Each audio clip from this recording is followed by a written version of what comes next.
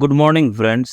तो आज की इस सेशन में हम लोग कॉम्प्लेक्स नंबर के कॉन्जुगेट और मॉड्यूलस के ऊपर और कुछ प्रॉब्लम्स देखने वाले हैं। आज का ये session problems on conjugate and modulus of complex number के ऊपर ये लास्ट सेशन होगा। इसके बाद हम लोग और कुछ देखेंगे। तो शुरू करते हैं। आज का पहला प्रॉब्लम जो है, for any positive integer n find the value of 1 minus i to the power n into 1 minus 1 by i to the power n।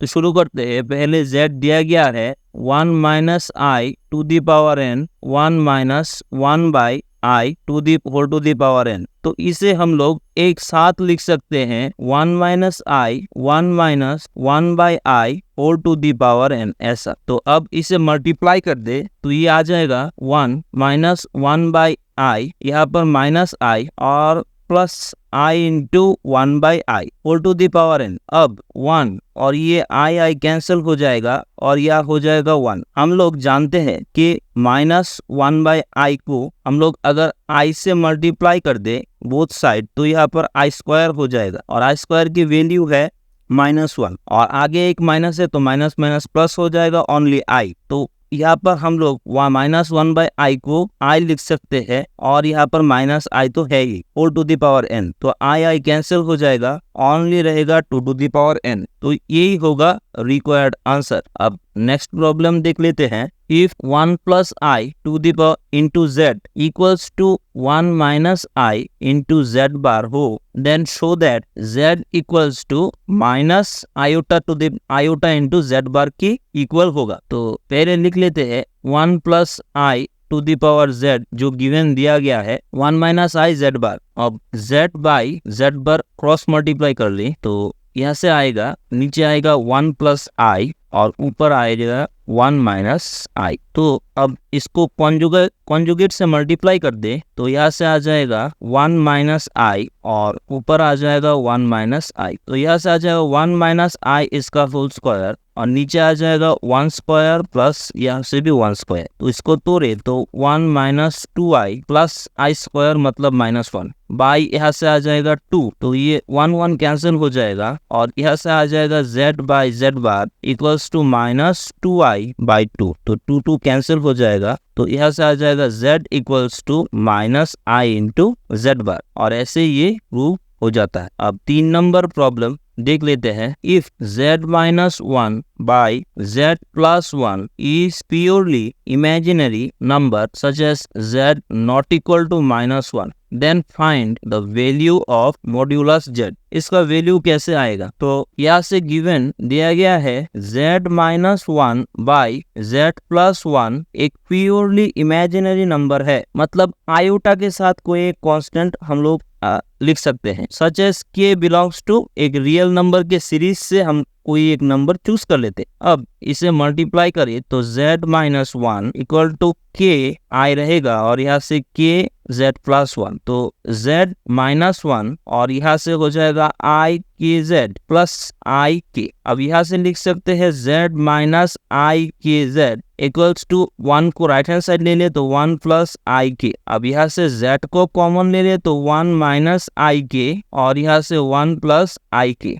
अब z इक्वल्स टू हो जाएगा 1 प्लस आई के बाई 1 माइनस आई के। इसका अगर मॉड ले लें तो यहाँ से भी हो जाएगा 1 प्लस आई के बाई 1 माइनस आई के की मॉड। अब मॉड को हम सेपरेट कर सकते हैं 1 प्लस आई के बाई 1 माइनस आई के। तो यहाँ से हम लोग लिख सकते हैं रूट ओवर 1 स्क्वायर प्लस के स्क्वायर और नीचे से लिख सकते हैं 1 स्क्वायर प्लस के स्क्वायर। बोथ आर सेम, सो ये एक के साथ दूसरा एलिमिनेट हो जाएगा और z इक्वल टू रहेगा 1। देयरफॉर मॉड z की वैल्यू आ जाएगा 1। This is the required answer. अब 4 नंबर प्रॉब्लम देख लेते हैं। If z1 is a complex number other than -1 such that modulus of z1 equals to 1 and z2 equals to z1 minus 1 by z1 plus 1, then show that the real part of z2 is 0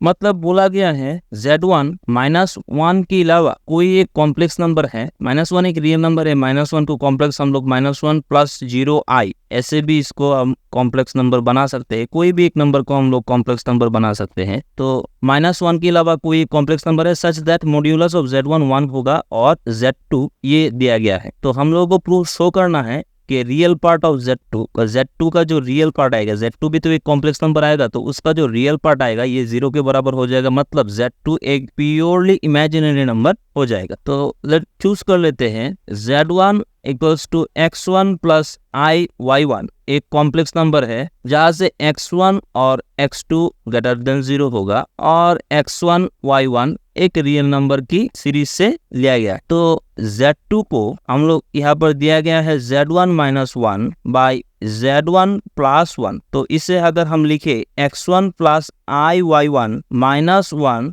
by x1 + i(y1) + 1, तो यहाँ से हम लोग लिख सकते हैं x1 - 1 + i(y1) और यहाँ से लिख सकते हैं x1 + 1 + i(y1). तो अब डिनोमिनेटर के कॉन्जुगेट से अगर हम मल्टीप्लाई करें तो यहाँ से आ जाएगा x1 + 1 + i(y1) और यहाँ से आ जाएगा x1 + 1 - i(y1) और यहाँ से भी आ जाएगा x1 + 1 - i(y1). तो ये हो जाएगा x1 + 1 इसका होल स्क्वायर + y1² और ऊपर में आ जाएगा x1 - 1 × x1 + 1 - i(y1) x1 - 1 और यहाँ से आ जाएगा प्लस i(y1) x1 + 1 और यहाँ से इसके बाद आ जाएगा प्लस माइनस माइनस, लेकिन i² के लिए प्लस y1 इसका स्क्वायर। अब एक और क्लू हम लोगों को दिया गया है कि mod Z1 = 1 होगा। तो अगर xZ1 हम लोगों ने चूज किया था x1 + i(y1), तो यहाँ से x1 + i(y1) = 1, तो यहाँ से लिख सकते हैं x1² + y1² इसका रूट = 1, मतलब x1² + y1² = 0। और हमारा लास्ट आया था ये, तो अगर अब हम इसे मल्टीप्लाई करें तो यहाँ से आ जाएगा x1² + x1² - 1 a² - b² की फॉर्मूले के मुताबिक, और यहाँ से y1² को यहाँ से लिख सकते हैं। अब i(y1) को कॉमन ले ले तो यहाँ से आ जाएगा x1 - 1 और ये प्लस भी माइनस हो जाएगा x1 - 1 और नीचे आ जाएगा x1 + 1 इसका होल स्क्वायर + y²। तो इसे हम लोग लिख सकते हैं x1² + y1² - 1 फिर -i1 और यहाँ से x1 कट जाएगा और ये 1 - 1 -2 और माइनस मिलके प्लस, तो यहाँ से हो जाएगा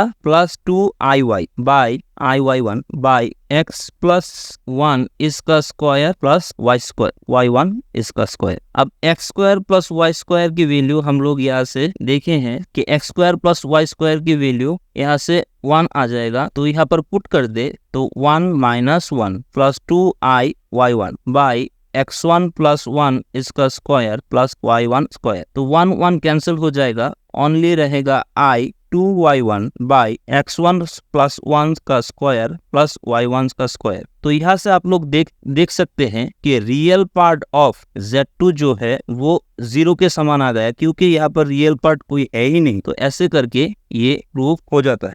तो 5 नंबर प्रॉब्लम देख लेते हैं। दिया गया है if modulus of z + 1 = z + 2 × 1 + i then find value of z। तो इसे कैसे सॉल्यूशन कर सकते हैं देख लेते हैं। लेट z को हम लोग चूज कर लेते हैं x + iy, where x and y belongs to real number and x and y > 0। तो यहाँ पर अगर पुट कर दे तो यहाँ से आएगा x + iy + 1 और यहाँ से आएगा x + iy + 2 × 1 + i। तो इसको रीअरेंज करें तो x + 1 + iy और यहाँ से आ जाएगा x + 2 + iy + 2। तो इसे हम लोग लिख सकते हैं √(x + 1 इसका होल स्क्वायर + y², और इसे जैसे है वैसे लिख लेते हैं i y + 2। तो यहाँ पर हम लोग 0 × आई को दे देते हैं 0 से मल्टीप्लाई करके। अब लेफ्ट हैंड साइड और राइट हैंड साइड को कंपेयर करें तो यहाँ से आ जाएगा रूट अंडर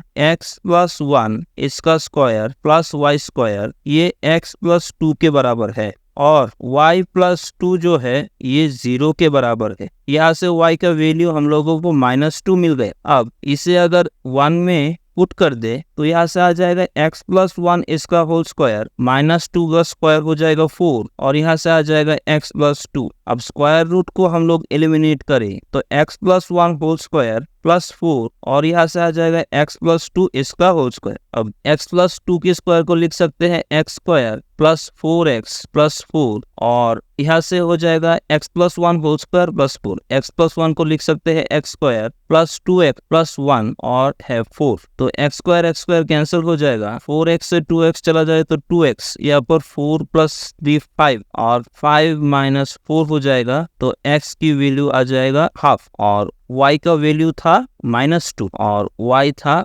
-2, मतलब z जो एक कॉम्प्लेक्स नंबर आएगा वो होगा हाफ -2 इंटू आई, यही होगा रिक्वायर्ड आंसर। अब प्रॉब्लम 6 देख लेते हैं। What is the smallest positive integer n for which 1 plus i whole to the power 2n equal to हो जाएगा 1 minus i whole to the power 2n के, मतलब n का सबसे स्मॉलेस्ट वैल्यू क्या होगा जिससे ये इक्वेशन सेटिस्फाई कर जाए। तो देख लेते हैं, दिया गया है 1 plus i to the power 2n equal to 1 minus i to the power 2n। तो अगर हम लोग ऐसे लिख सकते हैं 1 plus i by 1 minus i 4 to the power 2n equals to 1। अब कॉन्जुगेट से मल्टीप्लाई कर दे तो यहाँ से आ जाएगा 1 प्लस आई का होल स्क्वायर और नीचे से आ जाएगा 1 माइनस आई इंटू 1 प्लस आई, इस पूरे का 2n इंटू 1। अब यहाँ से आ जाएगा 1 प्लस 2i प्लस आई स्क्वायर और नीचे से आ जाएगा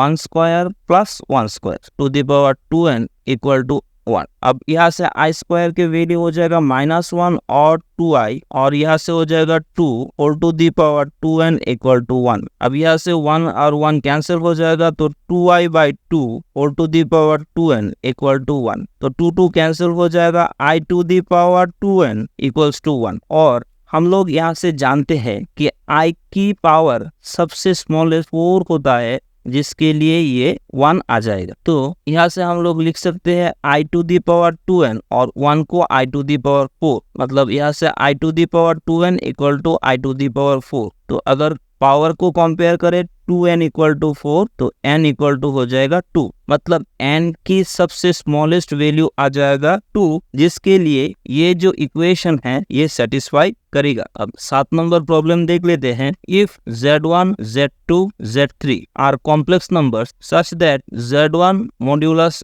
z2 equal to z3 modulus of 1 by z1 plus 1 by z2 plus 1 by z3 equals to 1 है, then find the value of modulus of z1 plus z2 plus z3। इसका value हम लोगों को निकालना पड़ेगा z1 plus z2 plus z3 का। तो कैसे करते हैं देख लेते हैं। पहले लिख लेते हैं modulus of z1 plus z2 plus z3। इसको हम लोग लिख सकते हैं z1 इंटू z1 बार, तो नीचे हो जाएगा z1 बार, फिर z2 इंटू z2 बार, तो नीचे भी हो जाएगा z2 बार। अब z3 इंटू z3 बार, तो नीचे भी हो जाएगा z3 बार। तो z1 z2 बार को हम लोग लिख सकते हैं z1 मोड का square by z1 bar plus z2 का स्क्वायर बाय z2 का बार और z3 मॉड्यूलस का स्क्वायर बाय z3 का बार, क्योंकि हम लोग जानते हैं z इंटू z बार z का z मॉड्यूलस स्क्वायर होता है। तो अब z1 का मॉड्यूलस z2 का मॉड्यूलस z3 का मॉड्यूलस 1 के बराबर है। तो यहाँ से पुट कर दे तो ये आ जाएगा 1 by z1 bar plus 1 by z2 bar plus 1 by z3 bar. लिख लेते हैं since modulus z1 equal to modulus z2 equal to modulus z3 equal to 1। तो अब हम इसे ऐसे भी लिख सकते हैं, that means 1 by z1 bar plus 1 by z2 bar plus 1 by z3 बार को modulus of 1 by z1 1 by z2 1 by z3 इस पूरे का बार, क्योंकि हम जानते हैं a प्लस बी इस पूरे का बार को हम लोग a बार प्लस b बार भी लिख सकते हैं। अब इसको हम लोग लिख सकते हैं 1/z1 plus 1/z2 plus 1/z3, क्योंकि मॉड्यूलस ऑफ z का बार और मॉड्यूलस ऑफ z सेम ही होता है। आप लोग देख सकते हैं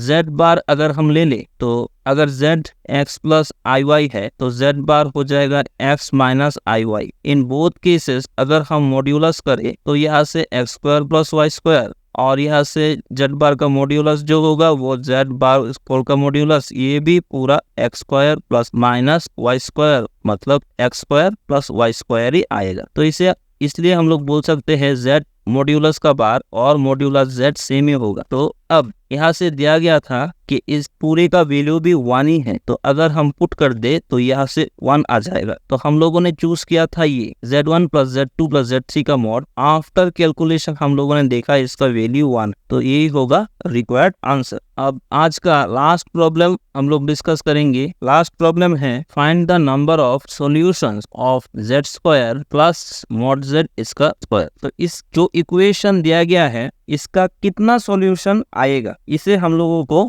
निकालना है। तो लेट z चूज कर लेते हैं x प्लस आई वाई और x y ग्रेटर देन 0 और x y belongs to real number. तो पुट कर दे तो यहाँ से आ जाएगा x प्लस आई वाई इसका whole square plus x plus i y इसका स्क्वायर इक्वल्स टू 0। अब स्क्वायर को तोड़े तो यहाँ से आ जाए x स्क्वायर प्लस 2y(xy) और माइनस वाई स्क्वायर, और यहाँ से आ जाएगा x square plus y square equals to 0, क्योंकि x प्लस आई वाई इसका होल स्क्वायर है तो root over of x square plus y square और पूरे का स्क्वायर, तो मतलब x square plus y square. तो अब हम यहाँ से देख लेते x square plus x square 2x square और y स्क्वायर कैंसिल हो जाएगा और यहाँ से रहेगा 2i(xy) इक्वल्स टू 0। तो अब हम इसको 0 प्लस i0 लिख लेते हैं। अब अगर कंपेयर RHS एंड LHS करें तो यहाँ से आ जाएगा 2x square equals to 0 and 2xy also equals to 0। तो यहाँ से हम लोगों को मिल गया